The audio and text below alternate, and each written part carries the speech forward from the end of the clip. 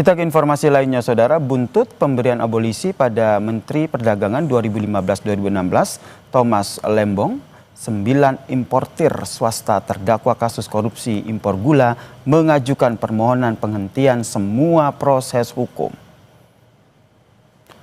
Kuasa hukum 9 terdakwa Hotman Paris menilai dalam Kepres abolisi dijelaskan untuk menghentikan seluruh proses dan akibat hukum, pemberian abolisi seharusnya dilakukan menyeluruh.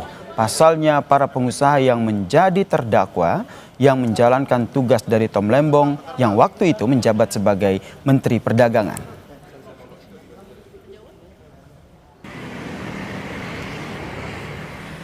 Akan memohon kepada Kejaksaan Agung, CQ JPU, agar surat dakwaan terhadap 9 importir swasta ini ditarik, dicabut dari Pengadilan Tipikor PN Jakarta Pusat, atau hakim karena jabatannya menghentikan perkara dan mencoret perkara dari daftar buku perkara. Itu permohonannya. Pres tentang abolisi Tom Lembong jelas-jelas disebutkan menghentikan semua proses hukum dan akibat hukumnya. Ingat itu, proses hukum apa? Ya kasus gula.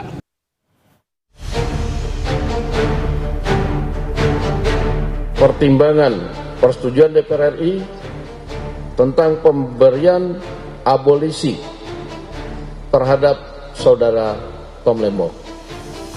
Persetujuan atas dan pertimbangan atas Surat Presiden nomor 42 Pres 07 2025 tanggal 30 Juli 2025 tentang amnesti terhadap 1.116 orang yang telah terpidana diberikan amnesti, termasuk saudara Hasto Kristianto.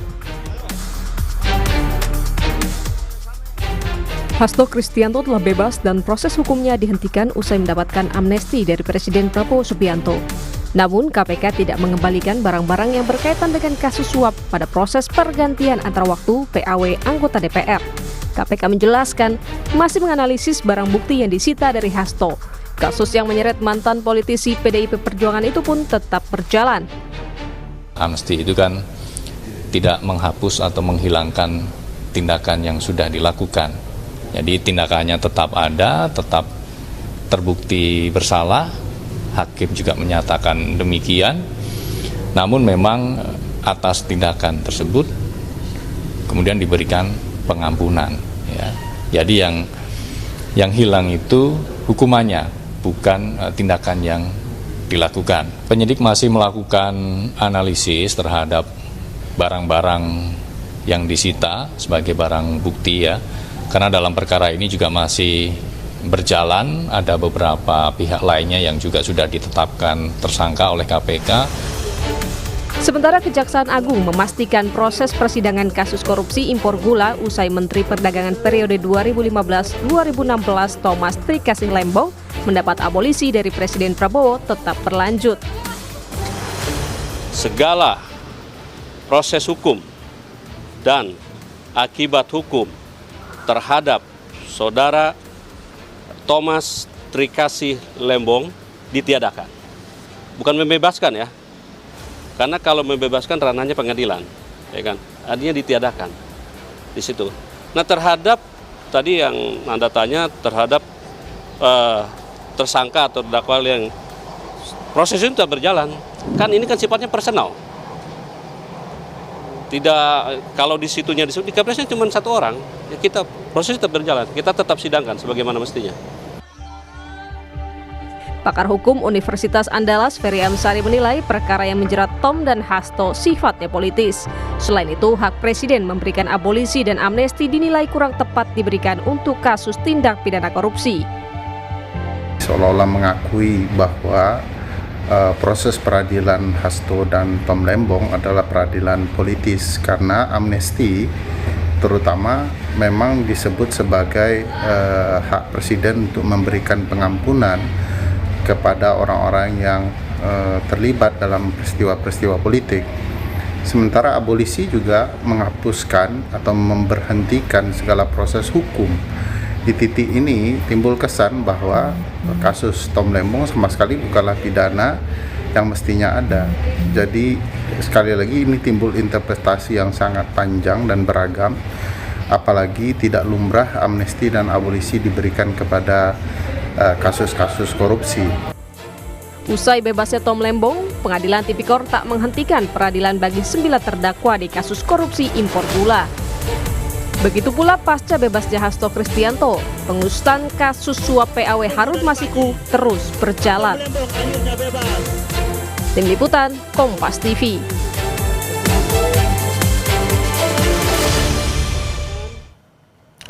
Abolisi untuk Tom Lembong dan amnesti untuk Hasto Kristianto tidak otomatis menyetop proses hukum korupsi impor gula dan juga kasus Harun Masiku. Lalu bagaimana Kejaksaan ataupun KPK menyiapi kelanjutan kasus ini? Kita bahas bersama dengan mantan Komisioner KPK Bang Saud Situmorang yang telah bergabung bersama kami di Kompas Petang. Bang Saud, Anda melihatnya seperti apa nih? Setelah Hasto dan juga Lembong bebas, bagaimana kemudian kelanjutan baik kasus suap Harun Masiku dan juga kasus impor gula yang saat ini masih berjalan? Bung Yansir, kita jangan lupa ya bahwa Indonesia dapat indeks persepsi korupsi 37 saat ini, which is itu sangat jauh di bawah target-target kalau kita mau pertumbuhan ekonomi dengan baik. Sebagaimana kita ketahui 9 lembaga yang mengukur indeks persepsi korupsi ini mereka masing-masing lagi mengamatin nih, pasti. Apakah itu World Economic Forum, Economic Intelligence Unit, Varieties Demokrasi, Political Economic Risk Consultancy, 9 lembaga itu pasti saat ini lagi ngelihat ini kebijakan yang pemerintah Indonesia ini terhadap kasus yang disebut sebagai kontraproduktif karena ada kaitan dengan korupsi, mereka akan detail mengamati kasus ini. Pasti mereka akan mengamati Lembong case-nya seperti apa dan kasusnya Hasto seperti apa. Nah, kalau kita memahami konstruksinya, Lembong diberi abolisi itu clear. Bagaimana dia mulai menjabat 2015 sampai 2016 itu, apa yang dia lakukan, dia melaksanakan executive order, agak berbeda dengan kasus yang dialami oleh Hasto. Nah, oleh sebab itu kita clear dulu. Ini analisis boleh salah, boleh ini, tetapi apakah hukum menjadi lebih pasti? Apakah hukum menjadi lebih adil? Apakah hukum menjadi lebih bermanfaat di dalam dua kebijakan yang diambil oleh Presiden? Pertama, kalau kita lihat bahwa apapun putusan yang dilakukan itu kan pernyataan resmi dari dalam hal ini Mensesnek kan udah menjelaskan bahwa kedua kasus ini bukan diartikan kita tidak kontroversi dengan pemberantasan korupsi, karena dia menegaskan di situ dalam statementnya. Tetapi beliau mengatakan bahwa ini kasus ini lebih kepada politik. Nah, sekarang saya tanya, politiknya siapa? Politiknya Prabowo atau politik pemerintah sebelumnya? Nah, oleh sebab itu saya katakan ini resiko indeks persepsi korupsi tetap di 37 atau kemudian naik 1 atau kemudian dia akan turun 3. Itu kita lihat nanti ke depan. Sekali lagi saya katakan, kita mengingatkan 9 lembaga ini lagi mengamati case ini secara detail. Tetapi kalau kita melihat konstruksi kedua kasus ini bisa jadi stagnan ya, kosong-kosong gitu. Oke, jadi menurut Anda stagnan ya? Ya, jadi karena menurut kenapa? Anda Lembong ini gimana Mas? Maaf saya potong Bung Saud. Jadi menurut Anda apakah ini masih akan terus berjalan? Karena kalau tadi kita lihat keterangan dari Kejagung maupun KPK mereka menyatakan bahwa proses hukumnya masih terus berlanjut. Pertanyaannya, penanganannya akan seperti apa? Ya, kalau kita masih bisa juga berdebat dalam kaitan bagaimana 8 pengusaha yang di kasus Lembong, kemudian bagaimana yang melarikan diri saat ini yang masih dicari-cari oleh yang terkait dengan Harun Masiku. Jadi sekali lagi kalau peristiwa pidananya, saya selalu mengatakan, saya menegaskan peristiwa pidana dalam kaitan yang kita sebut sebagai menghalangi penyidikan atau apapun yang disebut terkait dengan suap, itu juga kan sebenarnya kaitannya dengan apa yang disebut oleh varietas demokrasi.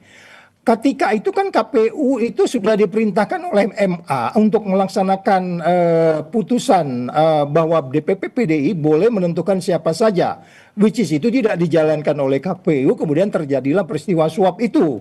Nah, bukan berarti kemudian tidak ada suapnya, tetapi sebab akibatnya yang menurut saya kembali lagi kalau kita lihat ke depannya. Untuk kasus Hasto tentu Harun dia akan masih dalam proses lebih lanjut. Tetapi untuk kasus Gula 9 itu masih dipertanyakan. Itu yang saya bilang kembali lagi, kita harus duduk baik-baik menjelaskan. Jangan lupa supaya dunia internasional bisa melihat, oh ini loh bahwa pertimbangan bisnis is bisnis.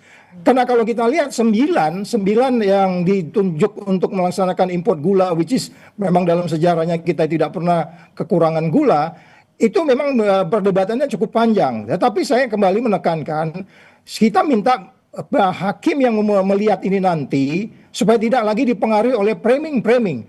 Anda Yasir kalau lihat persidangan Tom Lembong itu hakimnya sangat-sangat memihak. Sangat-sangat memihak 3 hakim itu. Oleh sebab itu nanti biarkan mereka melihat, biarkan kemudian juga pihak kejaksaan untuk melihat kembali apa tuntutan-tuntutan mereka.